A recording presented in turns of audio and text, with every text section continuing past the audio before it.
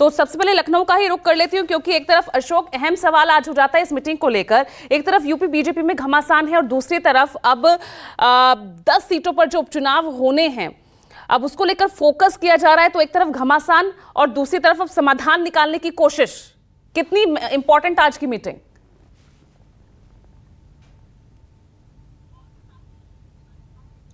देखिए, सबसे अहम बात यह है कि उत्तर प्रदेश में लोकसभा चुनाव के जिस तरह के परिणाम खासतौर पर उत्तर प्रदेश में बीजेपी को देखने पड़े हैं, वो बीजेपी के लिए बहुत बड़ी चिंता का विषय बना हुआ है। लगातार बैठकें हुई, लगातार मंथन हुआ और उसके बाद अब कोशिश की जा रही है कि जो परफॉर्मेंस लोकसभा चुनाव में उतना अच्छा नहीं हो सका है, उसको आने वाले उपचुनाव में उसको और बेहतर किया जा सके। आज मुख्यमंत्री योगी आदित्यनाथ ने अपने 5 कालिदास मार्ग, जो उनका सरकारी आवास है, वहां पर तमाम सारे मंत्रियों को बुलाया है, उनके साथ बैठक करने वाले हैं और खासतौर पर उन मंत्रियों की मौजूदगी वहां पर देखी जाएगी जिनको 10 विधानसभा सीटों पर प्रभारी बनाकर भेजा गया था संगठन के पदाधिकारियों के साथ। और यह कहा गया था कि वो पहले वहां पर अध्ययन करेंगे, वहां के लोगों से बातचीत करेंगे, उनका इनपुट लेंगे और उसके बाद मुख्यमंत्री के साथ बैठक होगी। तब तय किया जाएगा कि आखिरकार किस रोड मैप के आधार पर इन 10 लोकसभा सीटों पर चुनाव में जीत हासिल की जा सकती है। तो आज की बैठक बेहद अहम होने वाली है। 11 बजे मुख्यमंत्री आवास पर यह बैठक होने वाली है। दूसरी सबसे अहम बात यह है कि बुलडोजर की कार्रवाई पर जिस तरह का ब्रेक खासतौर पर पंतनगर, खुर्रम नगर और आसपास के इलाकों में लगा है, उसको लेकर भी तमाम तरह की कयासबाजियां देखी जा रही थी।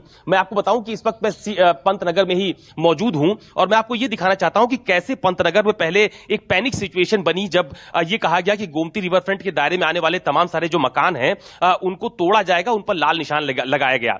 यह पंतनगर में जहां पर मैं मौजूद हूं वहां पर इस तरह का लाल निशान अब फिलहाल जो सिंचाई विभाग के अधिकारी हैं जिन्होंने सर्वे किया था उनकी तरफ से लगाया गया था।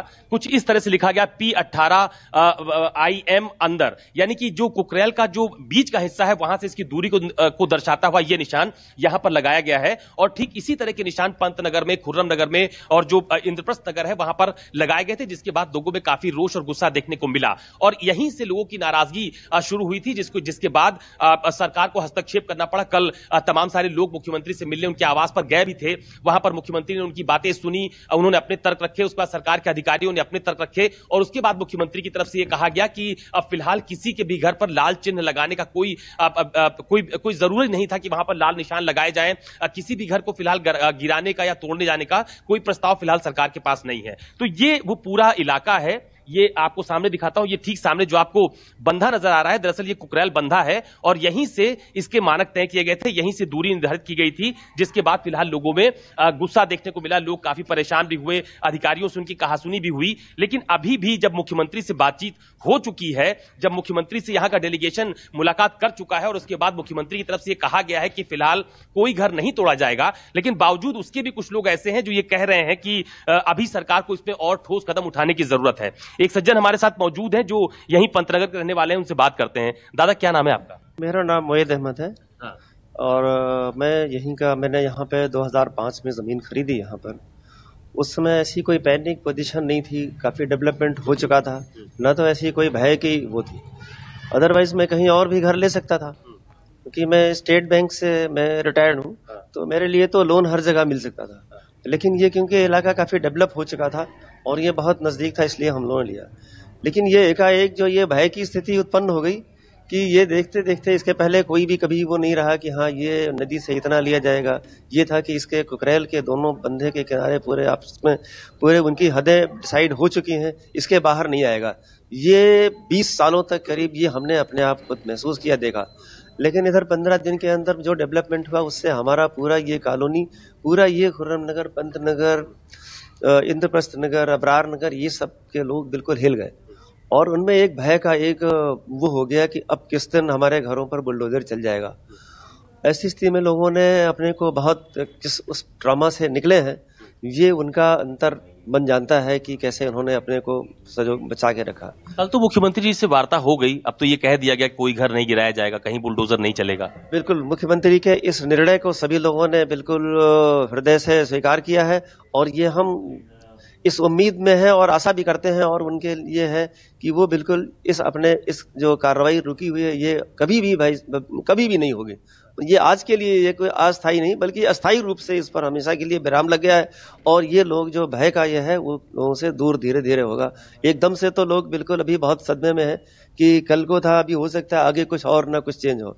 तो हमें, मेरी तो पहले ये है कि सारा जो है यहाँ का बिल्कुल पूरा हाथ अलग हो जाए और उसके बाद जो भी लोग वो हों वो अपने को एक भयमुक्त उससे रह सके। अच्छा, मुझे बताइए कि आप लोगों को ये लगता है कि जब चिन्हीकरण किया गया, जब ये लाल निशान लगाए गए, तो उसमें लापरवाही कर दी अधिकारियों ने?